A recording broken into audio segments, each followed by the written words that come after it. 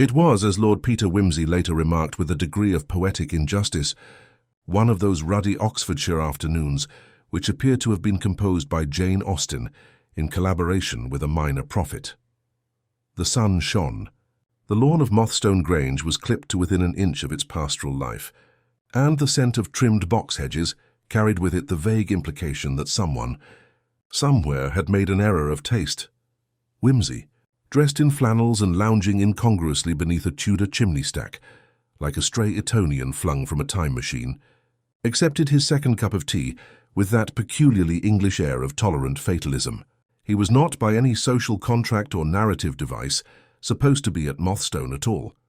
The invitation had been addressed to his sister, the Dowager Duchess of Denver, who had passed it on with the air of one diffusing a minor explosive. "Mothstone is as dull as starch pudding," she'd declared, peering over her lorgnette. "But Lady Hortense has a daughter, and a theory about Roman nose shapes and criminality. You'd enjoy the irony." Thus armed with nothing more than a taste for idleness and an appetite for paradox, Wimsey had arrived. He had been at the Grange precisely 3 hours when the ink refused to dry. It was not, by all appearances, a matter for Scotland Yard. The matter began innocently enough in the library, that great reliquary of battered calfskin and sepia-toned ancestors, when the host, Sir Hilary Bletchley, had attempted to jot down the name of a recent biographer of St. Augustine. The pen, a black-lacquered waterman, screeched faintly, sputtered, and produced a trembling line that glistened unabsorbed on the aged parchment like the eye of a dead fish. Sir Hilary, whose brows had the tensile resilience of a tuning fork, frowned at the offending paper. "Curious," he muttered. "It's been doing that for 3 days. Won't dry. It smears like blood on wet vellum." Wimsey, whose conversational approach to the metaphysical ran rather parallel to his taste in port, took this pronouncement as a challenge to be parried. "Surely a metaphor to stir St. Augustine himself," he murmured, rising to inspect the manuscript. Though one might argue that the theological struggles of Carthage were never intended to be immortalized in water-soluble ink. He tilted the page beneath the library's northern light. The letters, crisp academic, had blurred at their edges into small inked deltas, as though the paper had wept. He touched the margin with one gloved finger. It smeared, still wet.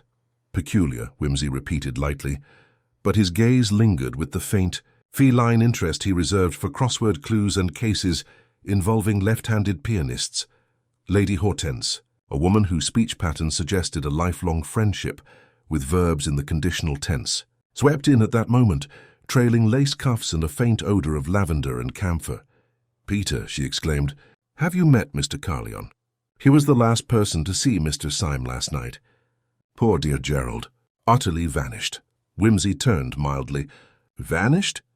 he echoed with an air of misplaced enthusiasm, as though she'd announced the sudden disappearance of a souffle. "Oh yes," she said, with the air of a woman correcting the punctuation of the universe. "Simply disappeared after supper. Left his waistcoat in the billiard room. Housekeeper found his spectacles in the potting shed, which is, if nothing else," Wimsey observed, "a lamentable place to misplace one's vision. He's a poet, I believe," she continued, as though that explained everything. "And, as you know, poets are inclined to vanish, either to Italy or to the woods, but rarely both," Wimsey said, "and certainly not via the potting shed." There was a pause. Lady Hortense glanced at Sir Hilary, who was now examining the ink blot with the fixed unease of a man reading his own obituary. "You haven't seen Gerald, have you?" she added belatedly. "Not since coffee," Wimsey murmured. He was declaiming Swinburne into the fire grate and gesturing with a breadstick. Rather tragic, really. At that moment, the butler, a lugubrious reed of a man with eyebrows like Gothic architraves, materialized in the doorway. "Beg pardon, my lord," he said, "but Miss Bletchley is asking whether anyone has taken her manuscript, the one she left on the escritoire in the blue parlour. She says it's gone." There was a perceptible shift in the room, like the stirring of moths behind a curtain. Wimsey stood up. The smile on his face was the smile of a man who has been told there is just one more bottle in the cellar. "Now that," he said, "is jolly interesting." He moved lightly across the room, flicking the ink-drenched page closed with a dry remark. "Either the ink won't dry, or the poet has. The butler's announcement. though uttered with the restraint of a man who had long ago made peace with absurdity, had the effect of chilling the room. Whimsy's eyes gleamed with a kind of private amusement that had little to do with levity. A missing manuscript, a vanished poet, and a misbehaving bottle of ink, he mused aloud as he followed the butler down the dim corridor of Mothstone Grange. One begins to suspect that the muses are up to something. Which one, I wonder? Clio for history, Erato for lyric verse, or Melpomene for tragedy? The blue parlour proved to be less poetical than its name suggested. A cramped, sun-starved drawing room with sallow damask wallpaper, a potted palm that had seen better centuries, and a writing desk that bore the unmistakable look of having been rifled in haste. A half-drunk cup of cocoa, skin forming like a second thought, sat beside a tin of barley sugar lozenges and a paperweight in the shape of a Grecian lyre. No manuscript. Miss Pamela Bletchley, daughter of Sir Hilary, and owner of an expression that would have seemed more at home on a pre-Raphaelite martyr, stood stiffly before the desk. She clutched a lace-edged handkerchief, though it did not appear to have been applied to its traditional purpose. It was here, she said, without turning. 3 folios, hand-bound, 47 pages of typescript with annotations. My 3rd volume echoes in shadow. And now it's gone. Lord Peter, with the lightest of sighs, approached the desk and examined the items left behind. He lifted the cocoa, sniffed it, and replaced it with an air of faint disappointment. "May I ask," he said gently, "whether you happened to lend your manuscript to Mr. Syme?" Pamela turned indignant. "Certainly not. Gerald and I shared a certain literary understanding, but I should never have entrusted my work to him. Not before publication. He had a way of mocking. Mockery is, after all, a cousin to admiration," said Whimsy mildly, "though usually the kind one keeps at arm's length." "And when was the last time you saw Mr. Syme?" "Last evening," she said. "After supper. He had gone into the library to fetch that awful Russian volume on symbolist metaphors. I forget the author. Something unpronounceable. I came in here to revise a few stanzas, and I left the manuscript on the desk. I went up around 11. This morning it was gone. Anyone else have access to this room?" Pamela's expression wavered. "Only Greeley, I suppose. Greeley, our housemaid. Though she wouldn't. She's terribly loyal. Has been with us since the influenza year. She dusts in the mornings. Always careful with my things." Whimsy inclined his head politely and excused himself, leaving Pamela to dab her still dry eyes with increasing fervour. He found the butler, Simpkins, waiting in the hall like a particularly genteel obelisk. "Would you be so kind," Whimsy asked, "as to summon Greeley? I should be delighted to have a word." The girl, who arrived a few minutes later, was of the sturdy, freckled variety peculiar to country households. Her expression was deferential but clear-eyed, and she twisted her apron with the air of one unaccustomed to addressing viscounts before noon. "I hope I haven't done wrong, my lord," she said at once. "Only I did see summat funny last night." "Capital," said Whimsy with encouragement. "Funny how?" "Not in the knockabout farce sense, I assume." "I was going to empty the ashtrays," she said, looking down. "It were after 10, and I thought everyone was still at bridge. But I passed the blue parlour, and I saw Mr. Syme standing there, at Miss Pamela's desk." Whimsy's brows lifted delicately. "Ah. Was he writing? Reading?" "Sort of. Flipping through papers, he was. Not like he were really reading them, just looking like. He didn't see me. I ducked back like I oughtn't be there. Then he left the room quick and went out the back." "Out the back?" "To the gardens, I think. Didn't have his coat. I thought it odd, being so chilly." Whimsy thanked her and made a mental note of the time. After 10. Syme at Pamela's desk. No coat, flipping pages. Missing manuscript. And in the morning, he murmured. Pamela's ink still wet, curious. The back garden was a dense sprawl of yew hedges and ornamental gloom. A stone path wound out from the parlour's French doors, leading to a neglected greenhouse, and a disused sundial half swallowed by brambles. At the base of the sundial, Whimsy paused. The gravel here was scuffed, 2 distinct tracks overlapping. A man's heel print and what looked like the indent of a dropped folio or case. The gravel bore the faint smear of something darker. Ink, perhaps? Or blood diluted by dew. He bent closer. The stain had dried into the stone. Either the poet dropped a manuscript, he muttered, or something else dropped the poet. He straightened, eyes scanning the hedge's edge. A gate, half open, led out toward the potting shed. where, as Lady Hortense had mentioned, Syme's spectacles had been discovered. Whimsy pushed it open, slowly. The shed was dim, a miasma of old peat and mildew. Inside, spades, watering cans, a rusted birdcage, and on the workbench, a half-empty tin of ink. He lifted it. Not a bottle, but an industrial ink tin, meant for typesetters or heavy fountain use. And beside it, a wadded rag streaked black. He turned slowly. The shadows at the corner of the shed did not shift, but something in the air did. A faint, metallic odor. Not ink. He stepped back into the light. Behind the shed, hidden beneath a trellis of rotting ivy, was a patch of turned earth. Not fresh, but not quite old. The surface was irregular, as if recently disturbed, then smoothed over with unpracticed hands. Whimsy, crouching, touched it. His fingers came away slightly moist. Not blood. Not water ink. He stared at it a moment longer, then stood and brushed off his knees. "Well, Gerald," he said into the still air, "if this is your doing, it's a thoroughly melodramatic way to make an exit." He turned back toward the house. There were questions yet to be asked. About the ink. About the manuscript. About what exactly the poet had been doing at Miss Pamela's desk, and what he had left behind. It was in the drawing room that Whimsy encountered his next conversational dance partner. Mr. Leonard Carleon, a man whose appearance was so scrupulously neutral, it raised suspicion by sheer effort. Carleon had the brushed, tweedy look of someone trying not to appear either too prosperous or too indolent. His moustache, neatly trimmed, seemed more decisive than the man beneath it. He had apparently been waiting for Lord Peter, and greeted him with the deference of a man who had once read about duels and didn't care for them. "I understand you're interested in Gerald's disappearance," he said, his voice light but vigilant. "Terrible thing, really. I suppose he's wandered off somewhere. Poets do." "Ah, yes," said Whimsy, easing into a chair. "They do have a distressing habit of wandering off, don't they? Though I usually expect them to leave behind a suicide note or a ghastly pile of unfinished rhyming couplets." Mr. Syme left only his spectacles and a tea ring on a missing manuscript. Carleon offered a taut little smile. "You think it serious, then?"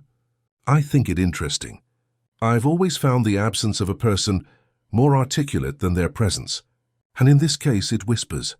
Carleon tilted his head, visibly weighing whether to humour the Viscount or sidestep the metaphor. "I last saw Gerald around 10, he said finally. "We'd all been in the music room. He said he needed air. I assumed he meant the front terrace, not the kitchen garden. Was he in good spirits?"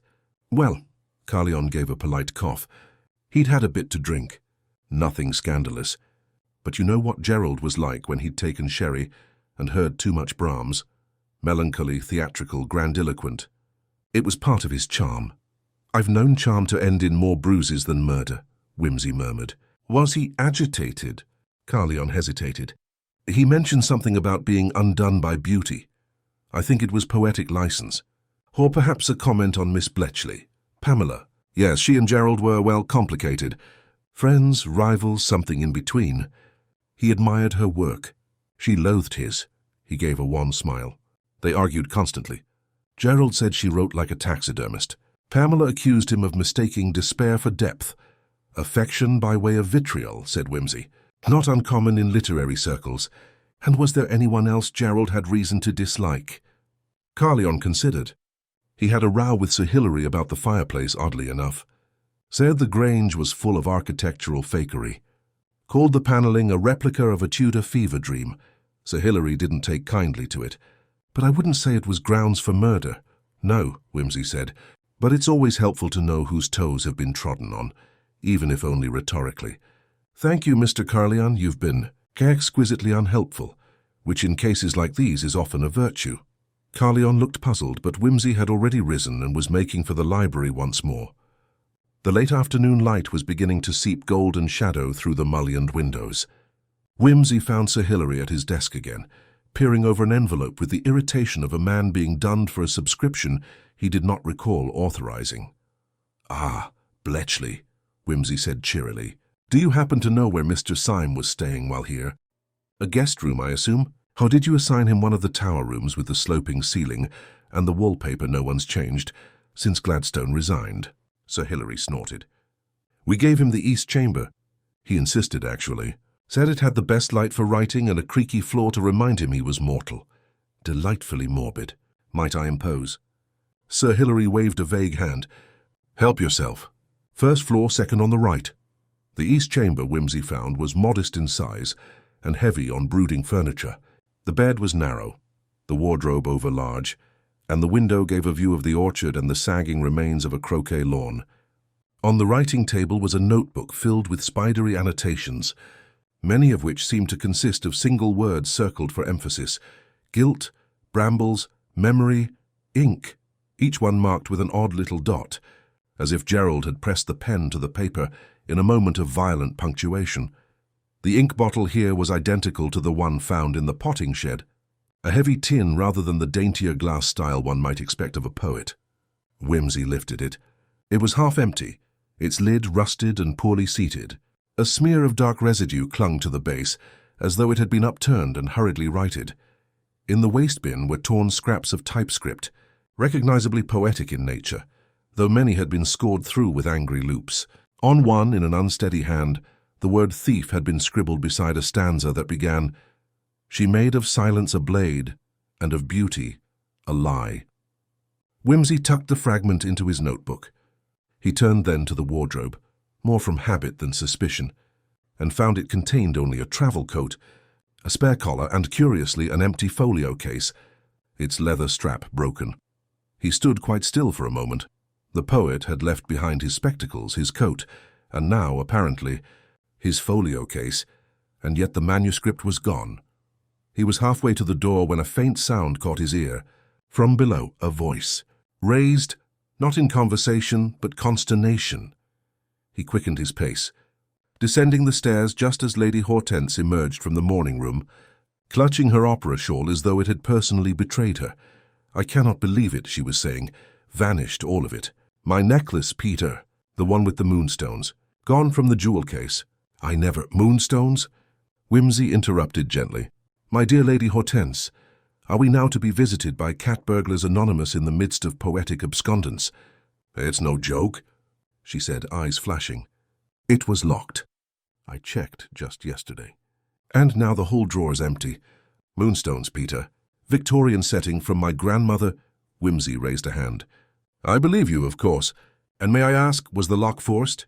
"No," she said, breath catching. "Not forced. The key was where it always is, tucked in the back of the drawer. Only someone else may have known where to look." His voice was light, but his gaze had turned flinty. "And Gerald Syme, would he have had occasion to admire it?" She frowned, faltering. "He once said it reminded him of something ancient and corrupt. I thought it rather flattering." "Indeed. Most poets mean it so." Whimsy stood in thought a moment. Manuscript gone. Poet vanished. Ink in odd places. A folio case empty. Now Moonstone's missing. Theft? Murder? Melodrama? Or a composition so elaborate it still waited for its refrain. The dining room at Mothstone Grange had an air of protest about it, as though its polished sideboard, Georgian chairs and ancestral portraits resented the intrusion of daily life. Whimsy took his seat at the far end of the table that evening, with the air of a man prepared to observe rather than partake. Though he accepted a helping of roast duck with practiced grace, the assembled guests did their best to appear unaffected by the day's disruptions, but the effect was that of a wax tableau attempting normalcy. Pamela Bletchley picked at her vegetables, as if they had personally insulted her verse. Carlyon drank steadily. Lady Hortense dabbed at her temples with a lemon-scented handkerchief. Sir Hilary attempted to discuss road improvements near Abingdon, and was met with a reverent silence more suited to funerals. The maid, Greeley, served with steady hands and lowered eyes, while Simpkins the butler moved like a grief-stricken heron, pouring claret and avoiding conversation with an eloquence all his own. Whimsy spoke little, but his gaze missed nothing. He noted Pamela's flinch when Carlyon mentioned publication deadlines. He noted the quick glance exchanged between Sir Hilary and his wife when the moonstone necklace was not mentioned at all. Most telling of all, he noticed the way Carlyon's cuff brushed the rim of his wineglass, leaving behind a faint smear of black. "Forgive me," Whimsy said suddenly, breaking the silence with a brightness that startled them all. "But does anyone else find it peculiar how quickly ink dries when you don't want it to? and how stubbornly it lingers when discretion is preferable. Carleon blinked. I'm not sure I follow. No? Only I noticed the bottle in the library. Your waterman, Hilary, produces a line that won't set even under a warm lamp. Pamela's typescript was still wet this morning, and yet here. He reached for a serviette and lifted it to Carleon's cuff. We have a smudge so faint it must have occurred hours ago, and still it clings. Carleon pulled back instinctively, brushing the mark with an air of practiced dismissal. I spilled a pen in the study. Earlier? Of course, Whimsy murmured, folding the serviette with surgical neatness. How clumsy of me. There was a silence. Pamela looked at Carleon, her expression unreadable. Sir Hilary muttered something about the quality of modern ink being devilishly unreliable. When dinner broke up, Whimsy lingered. Not to interrogate, but to vanish. He had found over the years that the best way to be noticed was, paradoxically, not to be present. He let the others drift off to their respective parlours and drawing rooms, then slipped back toward the study. The door was ajar. Inside, lit by the flicker of the fire and the thin gleam of the half-moon through the diamond-paned window, the study had a stage-set quality, as though it waited for an actor who would never return. On the desk, he found what he hoped for, a smudge of black across the blotter. More telling still, a torn sheet of foolscap bearing a partial copy of what appeared to be Pamela's missing manuscript. Not a poem, but a prose note, interlined with rapid annotations in a second hand. She doesn't know. The duplication was imperfect. The ink won't dry. There was no signature. Whimsy folded the page gently and slid it into his coat. The phrase echoed in his mind like the closing of a drawer. The duplication was imperfect. What precisely had been duplicated? Pamela's manuscript? The poet's presence? Or something else? He returned to the east wing. The door to Gerald Syme's room was unlocked, and the hearth glowed with a sullen remnant of fire. On the bedside table, he now noticed something he had missed before, a thin sliver of glass almost invisible against the dark grain of the wood. He held it to the light, a monocle lens, but Syme wore spectacles. A faint sound made him turn, movement in the corridor. He stepped silently into the hallway and caught the edge of a shadow slipping around the turn toward the servants' staircase. Whimsy followed. Quiet as a ghost, he descended behind it, past the wine cellar, past the pantry, into the scullery. The figure was there, small, stooped, hair plaited tight against the scalp. Greeley. She did not start when she turned and saw him. She merely stood straighter and folded her hands in her apron. You followed me, my lord. I did, said Whimsy. Forgive the intrusion, but I rather think you've something you'd like to share, and I hate to be kept in suspense. She didn't answer at once. Her hands twisted in the apron's fabric like cords on a winch. I never meant harm, she said finally. Here were just a copy. A copy of what? The manuscript. Miss Pamela's. Mr. Syme asked me to get it for him. Just to borrow. Said he wanted to show it to someone in London. Said she'd thank me when it was published. And you believed him. She looked down. He was kind. Not like the rest. Whimsy stepped further in. The scullery smelled of coal dust and damp books. And what happened when Miss Pamela discovered it was missing? She didn't. I put it back, but not all of it. He said he needed to make notes. Did you see him again? After. Her eyes went flat. Not after last night. Whimsy nodded slowly. And did he take anything else? She hesitated. Yes, a key. From Lady Hortense's desk. I saw him. It were after supper. He had a paper in one hand, a necklace in the other. Whimsy sighed deeply. A poet, an opportunist, and a fool. An unfortunate trinity. He stepped back. Thank you, Greeley. I rather think you've just written the opening stanza. He turned to leave, his mind racing. So Syme had borrowed the manuscript, promised vague rewards, taken the moonstone necklace, and possibly attempted to return both or neither. But what had gone wrong? And why the strange message about duplication? Back in the library, he opened his notebook and stared at the torn note again. The duplication was imperfect. He rose, went to the fireplace and reached for the poker. There, deep in the grate, blackened, bent, and still smelling faintly of varnish, lay the charred remains of a folio cover. But within it, unburned at the center, lay a single untouched sheet. Not a poem, a legal document, a will. Signed, Gerald Syme. Whimsy lifted it with tweezers from the hearth. The signature was wet, still glistening, and this ink too wouldn't dry. Whimsy returned to his room shortly after midnight, bearing the will like a priest with forbidden scripture. He had in his time encountered enough damp signatures and belated testaments to know the scent of manipulation when it wafted from ink and fire. This one carried the unmistakable perfume of both. He laid the will gently on the desk beneath the lamp. The signature shimmered faintly in the light, not so much written as suspended, caught between assertion and disappearance. What unsettled him was not the name, but the nature of the thing. The will was brief, stark, and entirely unexpected. I leave my literary estate, including all manuscripts unpublished and published, to Miss Pamela Bletchley. There was no mention of family, friends, or Leonard Carleon, who, according to dinner conversation, had once shared a joint publishing venture with Syme. No provision for an editor, a brother, a lost lover. Just Pamela. Whimsy steepled his fingers and leaned back. He let the silence hum. In such silences, he found, the truth often stirred. Why forge a will? No, why forge two? He retrieved the burnt remains of the folio. The charred outer casing and the singed ribbon suggested haste. But the will's interior pages had been carefully protected, tucked tight and folded at the center. Someone had tried to destroy a document and preserve it at once. A duplication imperfect, that word again.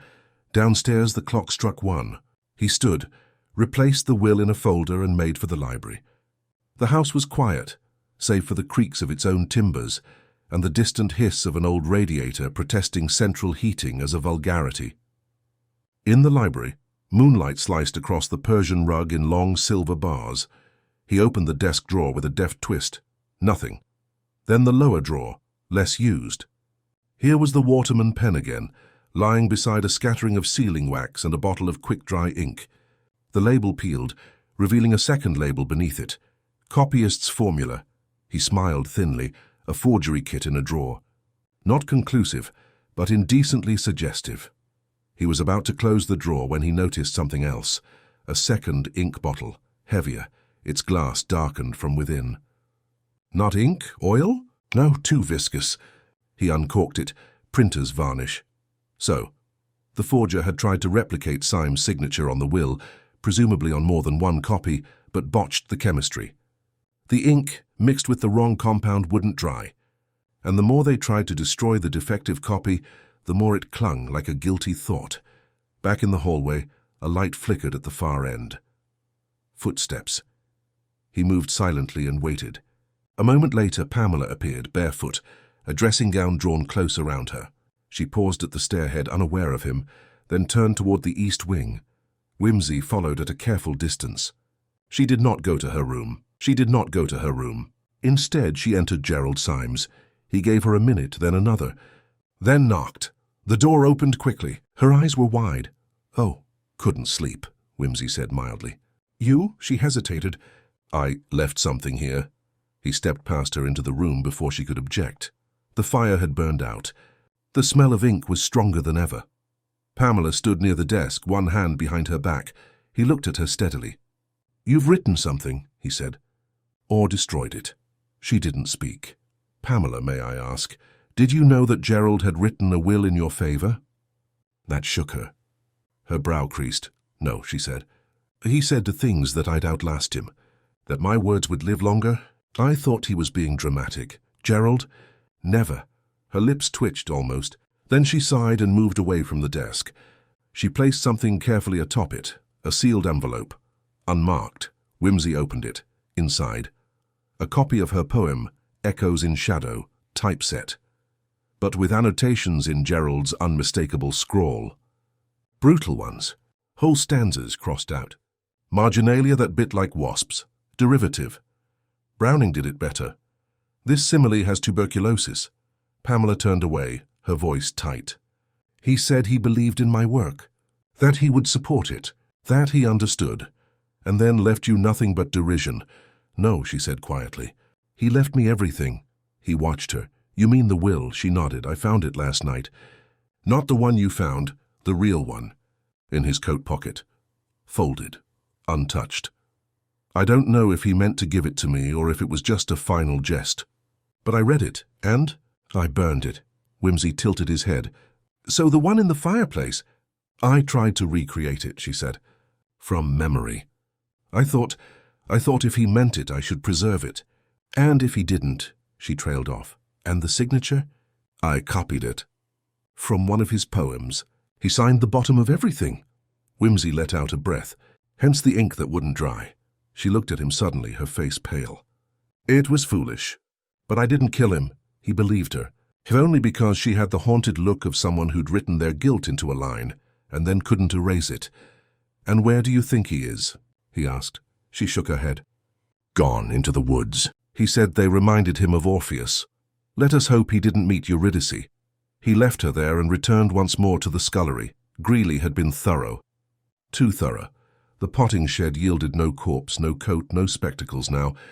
Everything Gerald had touched had been tidied away, except the ink. That clung. It was nearly dawn when Whimsy stepped into the orchard, following a trail no one had meant to leave, a trail of black. Fingerprints on a stone gate, one of them, smeared. Recently. He turned toward the path through the woods and smiled grimly. The ink, he murmured, wouldn't dry because it never had time to. The path into the woods began at the edge of the orchard, marked only by a crumbling stile and a cluster of blackthorn that leaned like old women trading gossip. Whimsy slipped through with the ease of someone who'd spent more time in inconvenient country than he liked to admit. The trees closed around him like a theatre curtain, bare branches interlacing above, the early spring ground soft underfoot. Damp earth, rotting leaves, and the bitter tang of nettles perfumed the air. It was quiet but not still. Somewhere to the left, a wood pigeon issued a low, doubtful protest. He followed the faint footprints visible in the damp leaf litter. Boots, men's size, the heel worn unevenly. Gerald's, he suspected. The path twisted and climbed, narrowing through bracken and briar. A fallen log lay across it at the crest of a rise, and here, Whimsy paused. One muddy tread mark led up to the log. None continued beyond. He crouched, brushing the top of the bark. A smear of ink. Faint but definite. Careless, Gerald, he murmured. Unless you wanted to be found. Below the log, a slope led down to a shallow depression in the woods, a bowl of fern and moss where water had once collected but now lay dry. Nestled at its edge was a wooden hut, barely more than a gardener's lean-to. Slanted roof, broken hinge, one filthy window pane like a blind eye. Whimsy descended carefully, boots scuffing the soft ground, then pushed open the warped door. Inside it was rank with mildew and long-dead fires. A cot sagged in one corner under a mold-spotted blanket. A half-filled bottle of gin rested beside it, the glass smeared with something darker than dust. Against the far wall stood a narrow writing desk, legs uneven, blotting pad worn nearly through, and on the desk, resting in the single shaft of grey light, was a sheet of paper. Folded once, Whimsy didn't move to touch it. He stood still, letting the silence thicken around him. Something rustled behind the hut. Not the wind. He stepped outside. Gerald Syme was sitting on a fallen tree trunk 10 paces away, a cigarette dangling from his fingers, his hair disheveled, his coat muddy at the hem. The spectacles were back on his face, cracked at the left lens. Whimsy said nothing. He waited. Gerald didn't look up. So you found me? Whimsy allowed himself a mild smile. That was rather the idea. Gerald flicked ash into the damp moss. I'd hoped it would take longer. Well, said Whimsy lightly, you might consider switching to a different ink. Yours leaves a longer trail than breadcrumbs. That drew the faintest twitch of a smile. I didn't think anyone would care enough to look. Oh, my dear chap, said Whimsy, vanishing poets, disputed manuscripts, and a will with a damp signature. You might as well have sent an engraved invitation. Gerald's hands trembled slightly as he took another drag. Is Pamela all right? She is, said Whimsy, if somewhat frayed at the edges. You left her a masterpiece of ambiguity. Gerald exhaled. That was the point. You forged a will, or rather started one, then hinted at its destruction, then disappeared. Why? Gerald finally turned to look at him. His eyes were bloodshot but sharp, because I wanted to see what would happen. How far someone would go to claim what wasn't theirs. Pamela. No. A bitter laugh. Carleon. Whimsy said nothing. Gerald stood, brushing soil from his trousers. We were partners. Years ago. Started a little magazine together. The Grey Harp. Poetry, criticism, the usual madness. But he wanted more. Real money. So he began sending copies of my work to publishers under his name, changing lines, altering tone. By the time I found out, 2 volumes were already out under his byline. Why not expose him? I had no proof. The originals were gone. He'd destroyed the correspondence. And besides, I'd signed away the rights in a moment of idiotic friendship. So you came to Mothstone for revenge? Hardly, Gerald snorted. I came to watch him squirm. I let him believe I'd written a new will. Left everything to Pamela. I even let Greeley help me borrow the manuscript, just to see who'd panic first. And then, Gerald looked away. Then I realized Carleon had forged one of his own. A will in my name, leaving everything to him. I found it yesterday. In his briefcase. Whimsy raised his brows. So we have 2 forgeries, and a poet playing dead to see whose story dries first. Gerald gave a helpless gesture. It got away from me.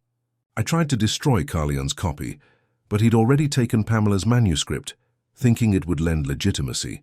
Then I fled. So I thought, if I stayed away long enough, someone would show their hand. They have, said Whimsy. Pamela tried to recreate your will from memory. She thought you'd meant it. She even signed it, imperfectly but earnestly. Gerald's expression softened. She always did believe words mattered more than motives. And Carleon. He's probably watching for the post. Or an inheritance lawyer. Whimsy crossed his arms. You can't stay hidden here. Not indefinitely. If you want the truth known, you'll have to do the inconvenient thing live. Gerald gave a bleak smile. Is that the punishment? In a manner of speaking. Whimsy reached into his coat and withdrew the charred will. I took this from the fireplace. It won't hold up legally, but it's enough to discredit whatever Carleon's about to unveil. Gerald took it, glanced at it and nodded. So what do I do? You come back with me, said Whimsy. Say you went for a walk. Say you were working on a new poem. Say whatever you like, but show your face. The rest I'll sort. Gerald hesitated, then crushed his cigarette beneath his heel. Very well. Whimsy clapped him lightly on the shoulder. Good man. You can owe me a verse about salvation. 4 quatrains, no enjambment. They began the walk back as dawn broke pale through the trees, washing the woods in colourless silver. Behind them, the hut stood empty again, its only witness a fading smear of ink on the writing desk. The ink, after all, would dry.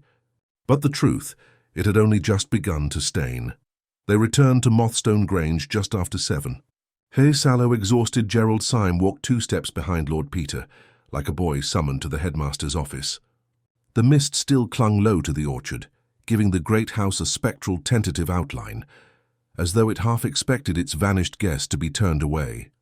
Whimsy led him in through the kitchen entrance. Greeley, pale as milk and holding a tray of toast with a trembling hand, gasped and nearly dropped it. Gerald offered her a faint smile. It collapsed at one corner. I'm not a ghost, he said quietly. Just ill-tempered and overdramatic. Yes, sir, she whispered, stepping aside with something like reverence. In the drawing room, Lady Hortense was flinging open windows with the theatrical despair of a woman airing out moral disappointment. At the sight of Gerald, she froze. My dear man, she said, voice dangerously brittle, you've been missing. There have been theories, dreadful ones, and now you arrive like a bad sentence at the end of an already complex paragraph. Gerald bowed slightly. I assure you I mean to offer punctuation, preferably a full stop. Before she could reply, Whimsy interceded with his customary lightness. May I suggest we summon the others, Hortense? There's a little untangling to do, and I find early mornings are best for confronting lies. People are too tired to invent them properly. They assembled within the hour in the library, Sir Hilary scowling as though forced to host a séance, Pamela pale and unreadable, Carleon late and lightly sweating. Simpkins stood at the door like a judgment. Whimsy, seated in the wing chair by the hearth, seemed more the host than Hilary. Gerald, now dressed in borrowed tweeds, stood at the window. He did not look back. Well, said Whimsy, once the clock had struck the half-hour and silence had stretched itself taut, this has all been rather theatrical, hasn't it? We've had the vanished poet, the missing manuscript, the ink that refused to dry, a necklace that walked away, and no fewer than 2 wills, each of questionable parentage. Carleon cleared his throat. If this is a parlour game, Peter, I must say it's gone rather too far. Whimsy raised a hand. Let's begin simply. Mr. Syme, as you can see, is not dead, merely but plotting. He disappeared, it turns out, not because of injury or romantic lunacy, but because he discovered a forgery. Not just one, in fact, but yours, Mr. Carlion. Carlion stiffened. That's absurd. Whimsy's voice stayed light, but it carried. Is it? You forged a will naming yourself as Syme's literary heir. Cleverly timed, Syme disappears and you just happen to have a document ready for the solicitor. But you made one mistake. He reached into his pocket and withdrew a folded page, the one Pamela had recreated, its edges still faintly smudged. You weren't the only one with a forged will. Pamela, in a rather misguided fit of preservation, attempted to reconstruct the version Gerald may or may not have written in her favor. She failed in the ink, but succeeded in motive. She believed it true.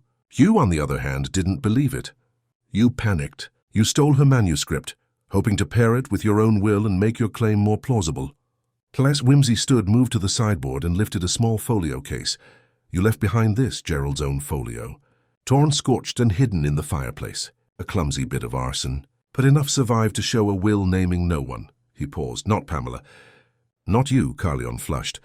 This is all circumstantial. Oh yes, said Whimsy pleasantly. Which is why I took the liberty of inspecting your briefcase this morning. Simpkins was most obliging. And what should I find tucked beneath your shaving kit but a copy of that very document, complete with Gerald's signature, dated yesterday, in ink that, alas, still hasn't dried. He held up the paper with a little shake. Printer's varnish, you see, doesn't agree with modern copyist formulas. Art leaves a telltale glisten, like gilt in poor lighting. Carlion surged forward. You had no right. Sir Hilary barked. Is this true? Carlion's mouth opened, then shut again. He looked in that moment not dangerous but deeply tired.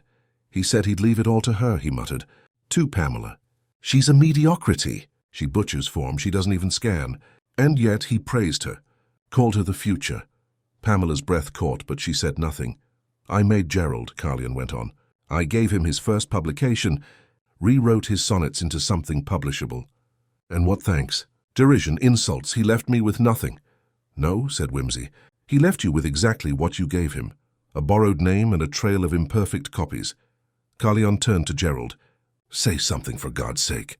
Gerald, still by the window, finally looked up. You stole my voice, Leonard. And you thought you could steal my afterlife. No one spoke for a moment.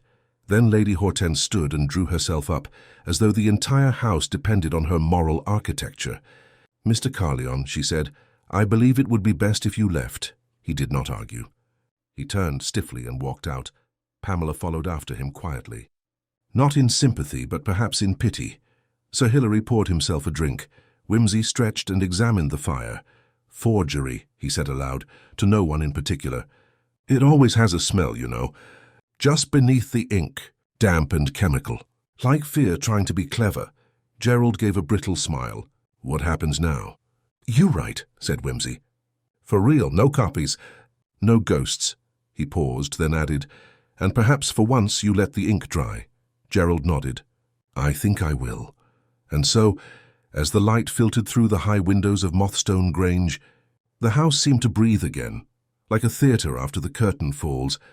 The actors dispersed, and only the chairs remembering what had been performed.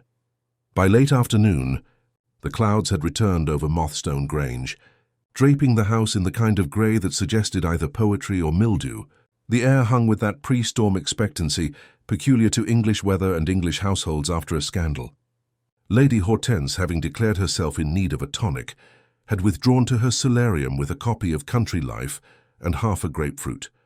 Sir Hilary had locked himself in his study to write a letter to the Times that would never be sent. The servants moved with reverent caution, as though afraid to disturb the lingering scent of detection. Lord Peter, however, was in the library, sifting calmly through the wreckage. He was not alone. Pamela sat on the edge of a high-backed chair, hands folded in her lap, as still and upright as a doll not yet brought to life. She had said little since the confrontation that morning, and her silence was as brittle as the pages of her manuscript, which lay before them on the table, marked, amended, and pieced together like the artifact of some archaeological betrayal. You were very quiet, Whimsy said at last, almost gently. She looked up, startled. I'm sorry. I thought perhaps I'd forfeited the right to speak. Not at all. I merely wondered whether your thoughts had retreated somewhere poetic and unshareable. She offered a faint smile. So I'm still wondering how much of it was real. The manuscript? No, Gerald. Whimsy considered this. Real enough to hurt you, I think. Which, in literary terms, is as real as anyone can ask. He used me, she said after a pause. Flattered me when he needed praise. Mocked me behind my back. Promised me trust. Then disappeared with my work and left me to build a ghost out of what I thought he meant. Poets are not often moral creatures, Whimsy observed. They borrow hearts the way some men borrow cigarettes. Light them, inhale, and flick them away when the flavor grows stale. But he wrote about beauty, she said. About virtue and grief. About what he wanted you to think he understood, Whimsy finished softly. But words, Miss Bletchley, are notoriously unreliable witnesses. Even the best of them lie. Even the best of them lie. She looked down at her poem again. One corner was still slightly charred. Will anyone believe what happened? Some will, said Whimsy. Some will prefer the fiction. They'll say Gerald fled for artistic reasons. That Carleon was framed. That you forged the will for love or hate or art, it doesn't matter. The truth never outpaces the story. She nodded slowly. And what happens now? Now, said Whimsy, you choose whether to rewrite yourself or let someone else do it for you. A poet's revenge, I find, is best published under her own name.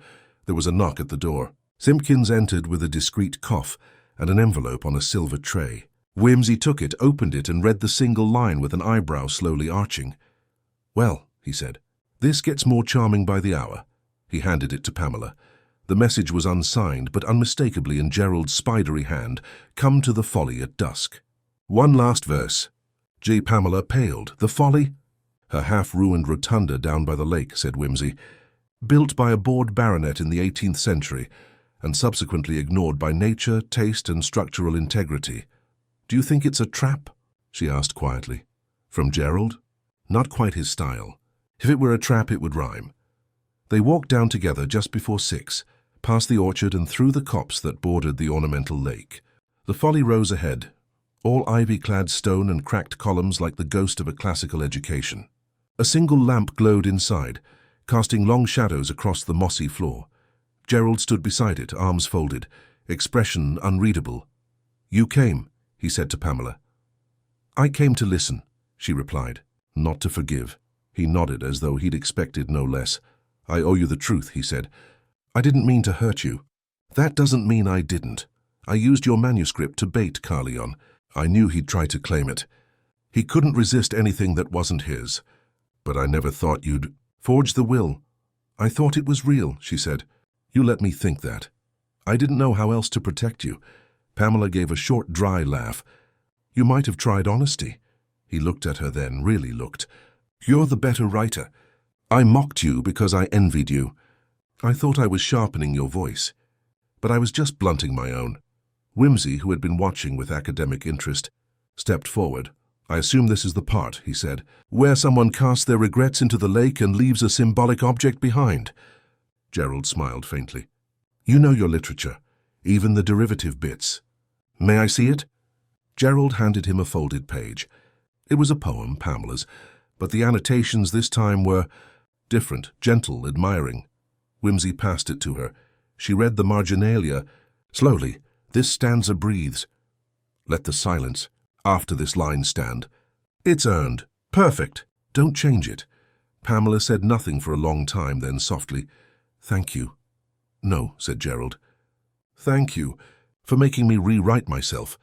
They parted without ceremony. No grand reconciliation, no embrace. Just the quiet awkwardness of people who had finally said enough. As they returned to the house, Whimsy walked slightly ahead. Pamela caught up to him at the garden gate. Will you write about this? She asked. Certainly not, he said. Too untidy, too emotional. Lacks a decent body in the library. Scandalous omission.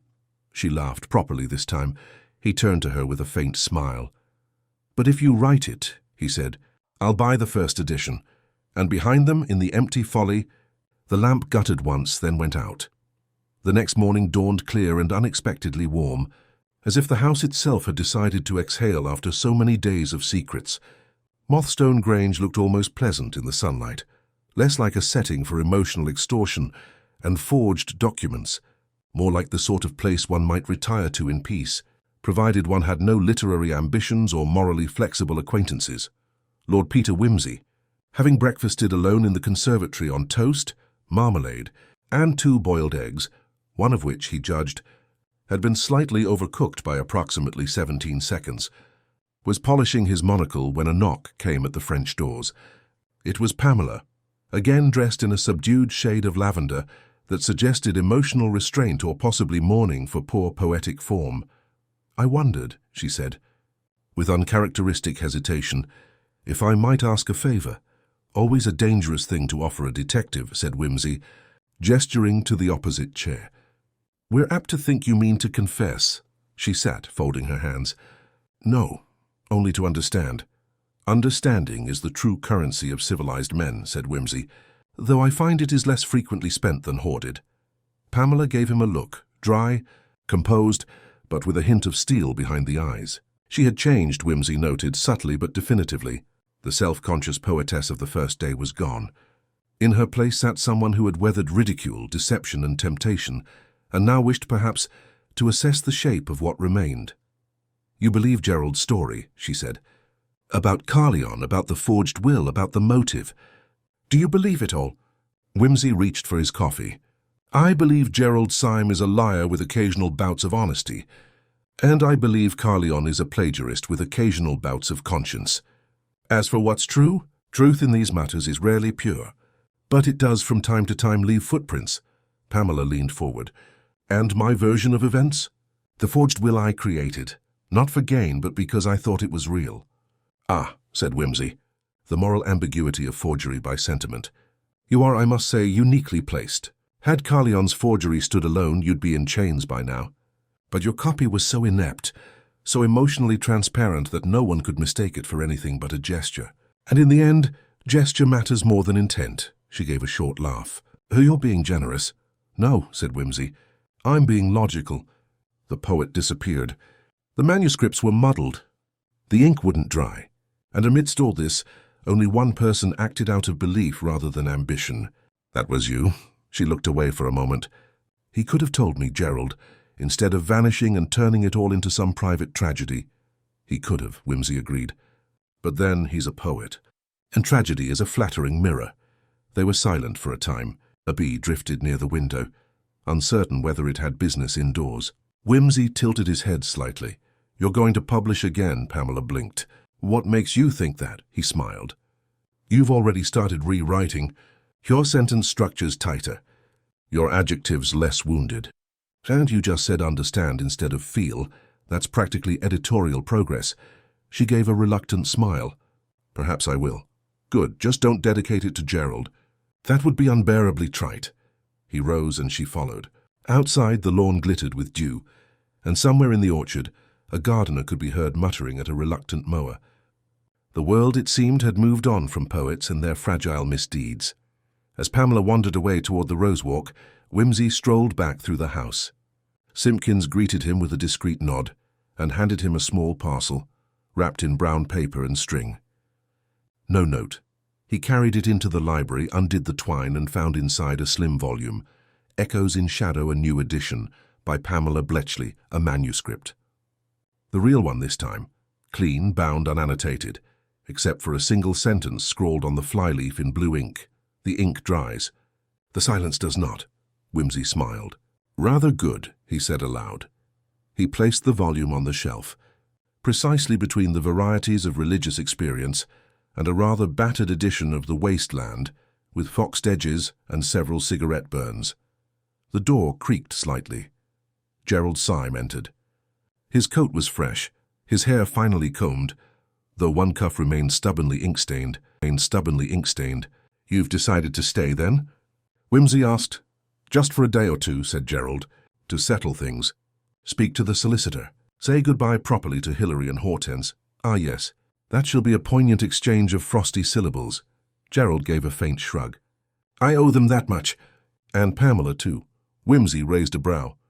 "You still think she wants to hear from you?" "I think," said Gerald, "she deserves to choose." Wimsey didn't reply for a moment, then, "You were wrong about one thing, you know." "Oh?" You wrote once that poetry lives longer than people, but in fact it's silence that outlives everything. It's just that no one gets famous for it. Gerald considered that. Perhaps I'll try writing silence next. Start with a blank page, said Whimsy, and this time let the ink dry first. As Gerald turned to go, Whimsy stepped to the window and watched the man walk out across the grass, toward the orchard path, where the shadows pooled again in long, familiar shapes.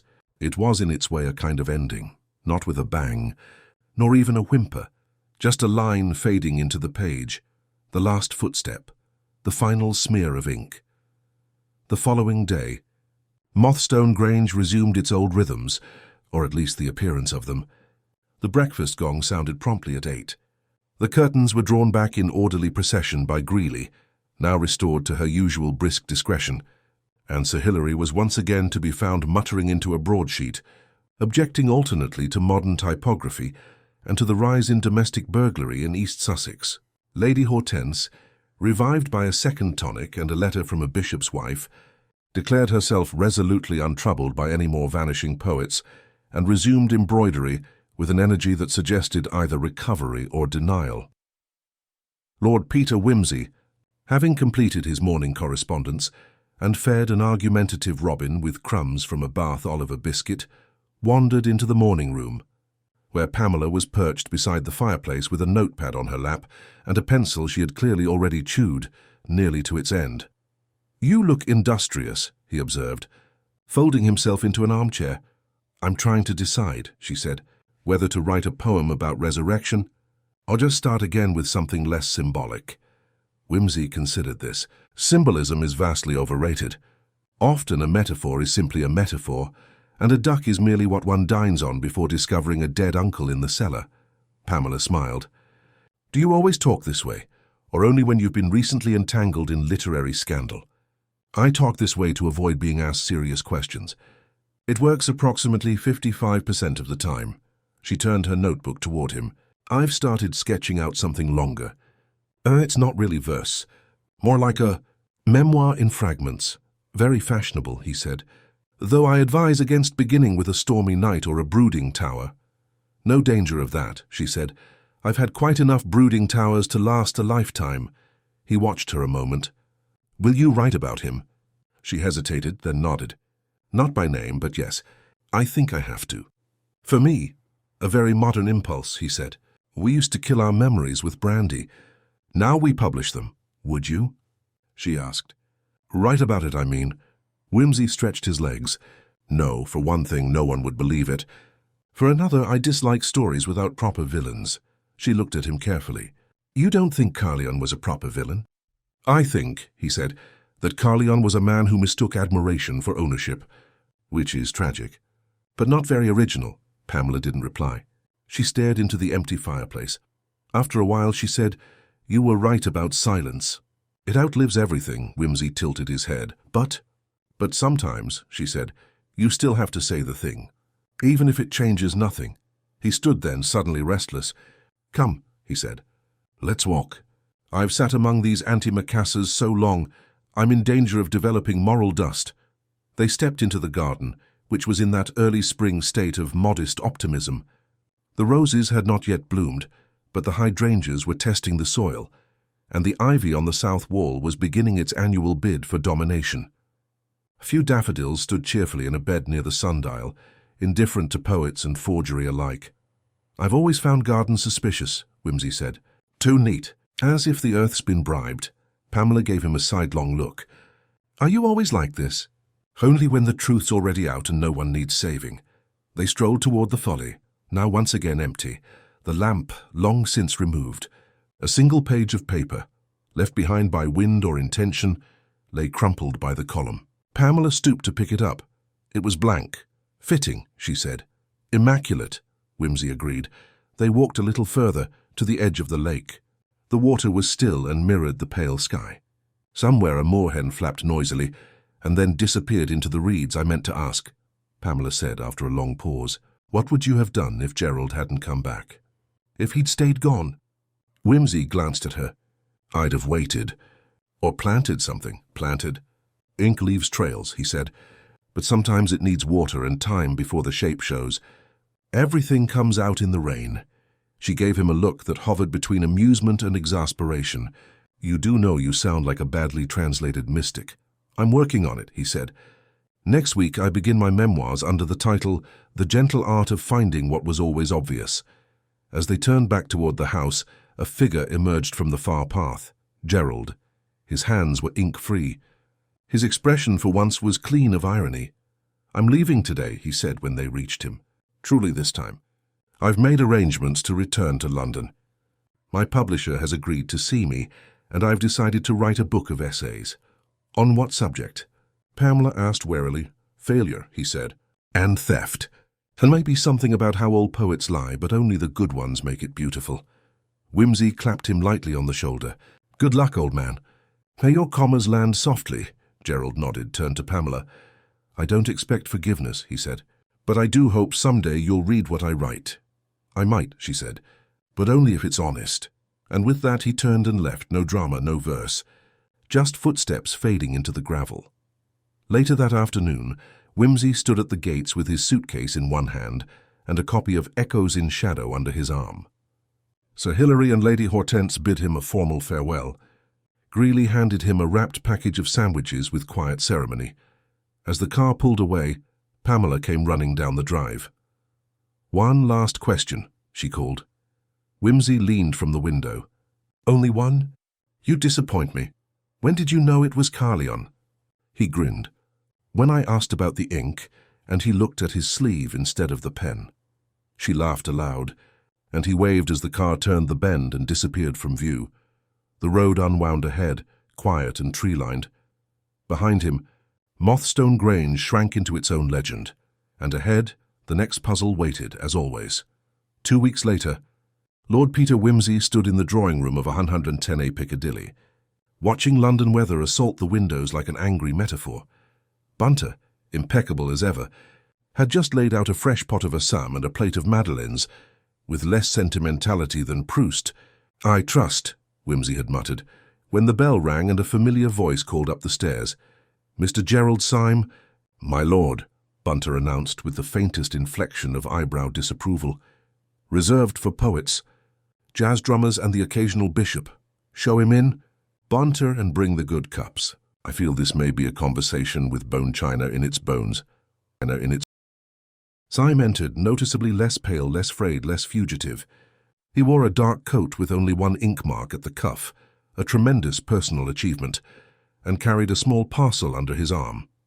I thought I owed you something, he said, settling into a chair without ceremony. Impossible, said Whimsy. All debts have been paid with scandal, self-loathing, and a sufficient quantity of moonstone mystery. Still, if it's cigars, I shan't object.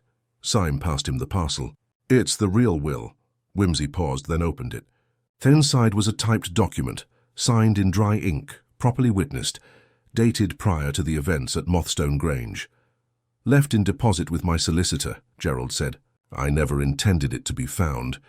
Not unless, well, unless I really did disappear. Whimsy scanned the page. To Miss Pamela Bletchley, he read aloud. With rights to all unpublished works, annotated materials, and the editorial freedom to do better. Syme smiled faintly. She deserves it. I dare say she does. And yet you said nothing when you returned. I didn't want it to matter by then. If she'd only wanted the legacy, she would have claimed the forgery more loudly. But she buried it. She chose truth over the prize. Whimsy set the will aside. And Carleon? Gone quiet. Likely licking his wounds. Or preparing another volume under yet another name. If he does, said Whimsy, I trust he'll remember that forged wills dry eventually. Unlike reputations. Bunter re-entered with the tea and withdrew with silent efficiency, his expression unreadable. Gerald sipped from his cup and stared out the rain-blurred window. I always thought being unread was the worst fate, he said. Now I think it's being misunderstood. A poet's inversion, Whimsy said lightly. Still, better to be misread than not read at all. And your next work? I'm working on a series of essays, he said. No verse, just the things I know. Or nearly know, capital. I've always suspected knowledge was overrated in literature. Half the best lines are guesses. There was a short pause. Did you ever believe, Gerald said, that Pamela might have killed me? Whimsy tapped ash from an imaginary cigarette. No, because she wouldn't have left so much untidied. Real guilt always sweeps the floor. Gerald nodded. And the necklace. Returned by post. Unmarked envelope. Anonymity, Carleon's last virtue. He finished his tea. You know, he said thoughtfully, I've always liked mysteries with neat endings. But real ones have this strange tendency to resolve without perfect symmetry, as if the story closes but the meaning doesn't. Gerald smiled. You mean like ink that finally dries but leaves a stain? Whimsy raised his cup. Exactly. At that moment, a letter arrived by hand. Bunter brought it in, eyes flicking briefly toward the handwriting. Whimsy opened it and read, Dear Lord Peter, the manuscript has gone to print. Under my own name, no pseudonyms, no borrowed phrases.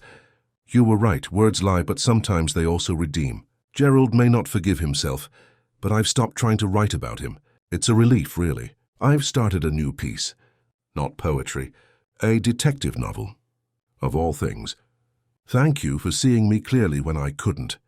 P.B. Whimsy folded the letter slowly and slipped it into his jacket pocket. Well, he said, there it is. A poet turned novelist, a plagiarist exiled, and a detective mildly sentimental before noon. We're practically a Greek chorus. Gerald rose and extended a hand. Thank you, Lord Peter, for making sure it was truth that didn't dry. Whimsy shook it lightly. Truth never dries.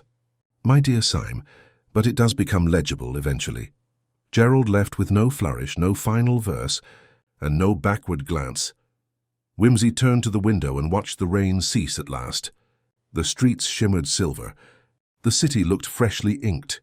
And in the hush that followed, he whispered, not to anyone in particular, even in forgeries, some truths insist on being told. He returned to his desk, picked up a fresh sheet of paper, dipped his pen, and this time let the ink dry.